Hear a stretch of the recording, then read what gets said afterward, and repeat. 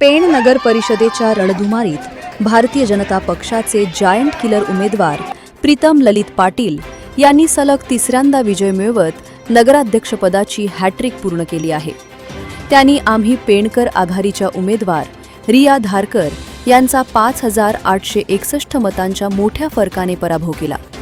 या विजयामुळे पेणमधील भाजपचे वर्चस्व पुन्हा एकदा अधोरेखित झाले असून रायगड जिल्ह्यातील भाजपचे एकमेव नगराध्यक्ष म्हणून त्यांनी पक्षश्रेष्ठींची शाबासकी मिळवली आहे. नगराध्यक्षपदासाठी एकूण 23,845 मतदान झाले होते. त्यापैकी प्रीतम ललित पाटील भाजप यांना 14,273 मते मिळाली, तर आम्ही पेणकर आघाडीच्या रिया धारकर यांना 8,412 मते मिळाली. पेण नगर परिषदेच्या एकूण 24 जागांपैकी महायुतीने 17 जागा जिंकून स्पष्ट बहुमत मिळवले. 12 प्रभागांपैकी 6 जागांवर महायुतीचे उमेदवार आधीच बिनविरोध निवडून आले होते.